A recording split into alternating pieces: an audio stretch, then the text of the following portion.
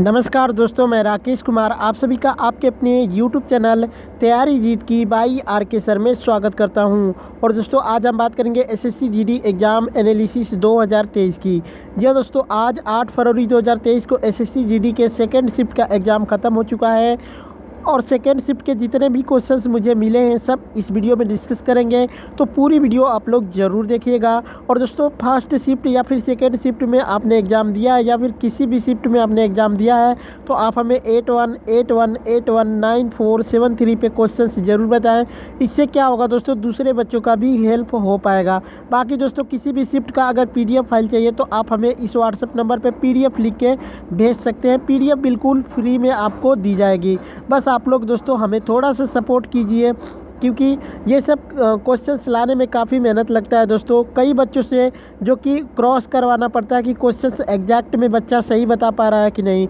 तो दोस्तों ये सब प्रोसेस करने में काफ़ी मेहनत लगती है, तो आप हमें सपोर्ट कर सकते हैं चैनल को सब्सक्राइब करके। और सब्सक्राइब करने का कोई भी चार्ज नहीं है दोस्तों, बस आप फ्री में कर सकते हैं। ठीक है, वीडियो को शेयर ज़रूर करिएगा। चलिए क्वेश्चन देखते हैं। एक क्वेश्चन आया था दोस्तों कि चाणक्य द्वारा लिखित पुस्तक कौन सी है। ये क्वेश्चन आया था, तो आपका राइट आंसर हो जाएगा अर्थशास्त्र। और दोस्तों यहाँ पे बात करते हैं अर्थशास्त्र शासन कला, जो कि आर्थिक नीति और सैन्य रणनीति पर एक प्राचीन भारतीय ग्रंथ है जो संस्कृत में लिखी गई है। संभवतः यह सदियों से कई लेखकों द्वारा लिखा गया है, परंतु कौटिल्य, जिन्हें विष्णुगुप्त और चाणक्य के रूप में भी पहचाना जाता है, को पारंपरिक रूप से इसके लेखक के रूप में माना जाता है। ठीक है, तो इसको भी याद रखिएगा। एक प्रश्न आया था दोस्तों कि छठ पूजा किस महीने में मनाई जाती है। तो छठ पूजा छठ पूजा का जो पर्व है कार्तिक मास की शुक्ल पक्ष की जो कि षष्ठी तिथि को मनाया जाता है। इस बार छठ पर्व के जो कि छठ पर्व मनाया गया था 2020 में। इसकी शुरुआत 28 अक्टूबर से शुरू हुआ था और 31 अक्टूबर को इसका समापन हुआ था। छठ पूजा के दिन सूर्य देव और षष्ठी मैया की पूजा की जाती है।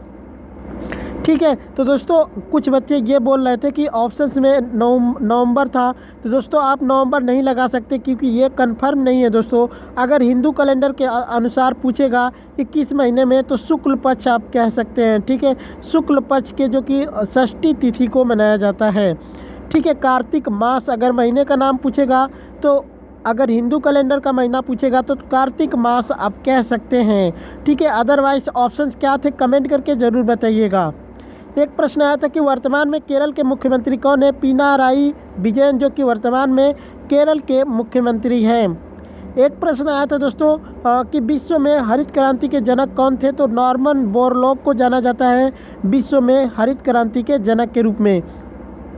वहीं दोस्तों यहाँ पे बात करते हैं, वह एक अमेरिकी कृषि वैज्ञानिक और जो कि मानवतावादी थे। उन्हें कुछ लोगों द्वारा आधुनिक कृषि का जनक भी माना जाता था। उन्हें 1970 में नोबेल शांति पुरस्कार दिया गया था। उन्हें विश्व को भूखमरी से बचाने का श्रेय भी दिया जाता है। उन्होंने एक के बाद एक व्यापक और स्थिर रोग प्रतिरोध बढ़ती परिस्थितियों के लिए व्यापक अनुकूलन वाली गेहूं की किस्मों की पीढ़ी विकसित की थी। बोरलॉग ने असामान्य जीन वाले एक गेहूं के तन के साथ काम करना शुरू कर दिया था। ठीक है, वहीं बात करते हैं दोस्तों, इसने गेहूं के पौधे को सिकुड़ने और ठूंठ बनाने, कॉम्पैक्ट किस्म जैसे प्रभाव डाले थे। नेक्स्ट क्वेश्चन देखते हैं। यहाँ पे एक क्वेश्चन आया था दोस्तों कि कथकली किस राज्य का लोक नृत्य है। तो कथकली जो है दोस्तों केरल राज्य का लोक नृत्य है। कथकली केरल का एक शास्त्रीय नृत्य माना जाता है। कथकली नृत्य संगीत और अभिनय का मिश्रण है और कहानियों का नाटक करती है, जो ज़्यादातर भारतीय महाकाव्यों से अनुकूलित होती है। नर्तक कहानियों की भूमिकाओं, राजाओं, देवताओं, राक्षसों आदि को विशेष श्रृंगार और वेशभूषा के साथ निभाते हैं। गायक कथा सुनाते हैं और दोस्तों ताल वादक संगीत वाद्य यंत्र बजाते हैं। अलग अलग चेहरे के रंग अलग अलग मानसिक अवस्थाओं और पात्रों को दर्शाता है।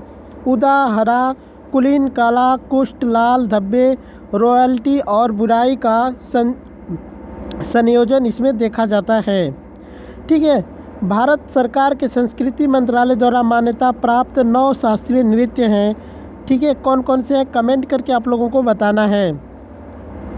एक प्रश्न आया था कि हॉकी में हाफ टाइम कितने मिनट बाद होता है। तो दोस्तों ये होता है 30 मिनट का। बात करते हैं फील्ड हॉकी, जिसे हॉकी भी कहा जाता है। एक मैदान खेल है जो कि 11 खिलाड़ियों की 2 विरोधी टीमों द्वारा खेला जाता है। इसमें एक गोलकीपर और 10 मैदानी खिलाड़ी होते हैं। खिलाड़ी अपने प्रतिद्वंदी के गोल में एक छोटी सख्त गेंद को हिट करने के लिए घुमावदार छड़ियों का उपयोग करते हैं। यहाँ पे दोस्तों खेल से रिलेटेड कुछ चीज़ें बता देते हैं कि जैसे इंटरनेशनल फेडरेशन ऑफ हॉकी द्वारा नियम बनाए जाते हैं। एक मैदानी हॉकी मैच की कुल अवधि जो कि 60 मिनट की होती है, यह प्रत्येक 15 मिनट के 4 हिस्सों में खेला जाता है। ठीक है, खेल की लंबाई के अलावा 5 मिनट के बराबर अतिरिक्त के बाद शूट आउट होता है। खेल शुरू करने का नियम भी आप देख सकते हैं यहाँ पे, जो कि मैदान केंद्र में एक खिलाड़ी के कब्जे में गेंद के साथ दोनों टीमें मैदान के अपने अपने किनारों पर पंक्तिबद्ध होती हैं। रक्षकों को गेंद से 5 गज की दूरी पर होना चाहिए और जब सीटी बजती है तो खिलाड़ी खेल शुरू करने के लिए गेंद को वापस हिट करता है। इस प्रकार एक हॉकी मैच बैक पास से शुरू होता है। और दोस्तों यहाँ पे कुछ और चीज़ें बता देते हैं, जैसे कि आगे एग्जाम्स में पूछ सकता है। खेल का मैदान उत्तर से दक्षिण मैदान जो कि 10 गज लंबा और 60 गज चौड़ा होता है। लाइन की चौड़ाई जो कि 7.5 सेमी होती है। लक्ष्य 2.14 मीटर ऊंचा और 3.66 मीटर जो कि पोस्ट मोटाई 50 मिमी होती है। बैकबोर्ड ऊंचाई में 46 सेमी या फिर इंच की बात करें तो 18.11 इंच। 3 रेखाएं हैं जो फील्ड को एक साथ काटती हैं। सर्कल के करीब जो कि 23 मीटर लाइनें हैं और वास्तव में 22.9 मीटर के निशान जो कि बैक लाइन से 25 गज पर रखी गई हैं।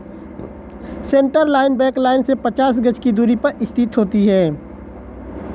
एक प्रश्न आया था दोस्तों कि 7वीं अनुसूची का संबंध किससे है। तो केंद्र सरकार और राज्य सरकारों के बीच शक्तियों के विभाजन से संबंधित है। ठीक है, एक प्रश्न और आया था दोस्तों कि बजट किसके लिए पेश होता है। दोस्तों इसका ऑप्शंस कमेंट करके बताइए।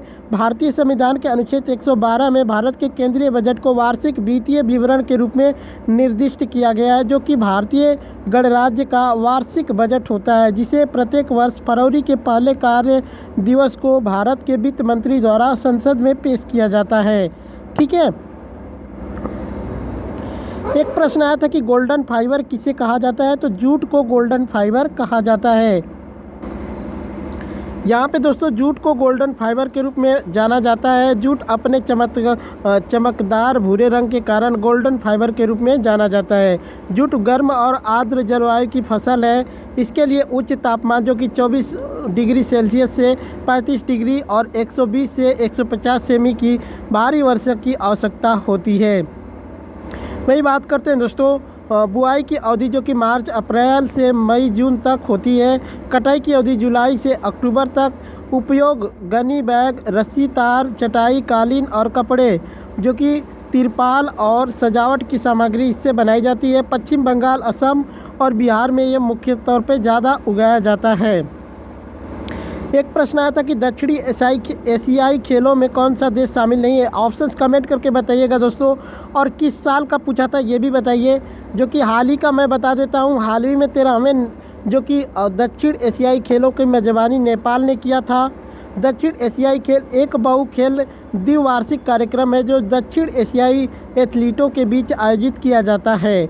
1983 में स्थापित दक्षिण एशिया ओलंपिक परिषद यानी SAOC उन खेलों का शासी निकाय है। वर्तमान में बांग्लादेश, नेपाल, भूटान, भारत, मालदीव, पाकिस्तान, श्रीलंका जैसे 8 सदस्य शामिल है। पहला आयोजन सितंबर 1984 में नेपाल में हुआ था। वही बात करते हैं दोस्तों, मैंने सदस्य देशों का नाम बता दिया। इसके अलावा अगर कोई भी देश रहा होगा तो वो आपका राइट आंसर हो जाएगा। एक प्रश्न आया था कि इनमें से समुद्र का पर्यायवाची शब्द कौन नहीं है। तो रवि ऑप्शंस में था, तो रवि जो कि सूर्य का पर्यायवाची शब्द हो जाएगा, तो वो नहीं है। इनमें से कौन समुद्र का पर्यायवाची शब्द है, ये पूछा गया था।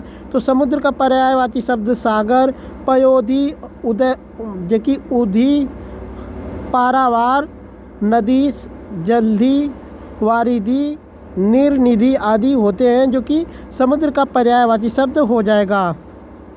दांतों तले उंगली दबाना मुहावरे का अर्थ क्या होगा? आश्चर्य होना या फिर दंग रह जाना। सागर का विलोम शब्द पूछा था तो सरिता या फिर नदी ऑप्शंस में रहा होगा तो भी आप कर सकते थे। तो दोस्तों ये थे आज के सेकंड शिफ्ट का क्वेश्चंस जो कि आपके एग्जाम्स में पूछे गए थे। बाकी वीडियो कैसी लगी कमेंट करके ज़रूर बताइएगा। अच्छी लगी हो तो लाइक शेयर ज़रूर करिएगा। चलिए चलते हैं, मिलते हैं नेक्स्ट वीडियो में। तब तक के लिए जय हिंद, जय भारत।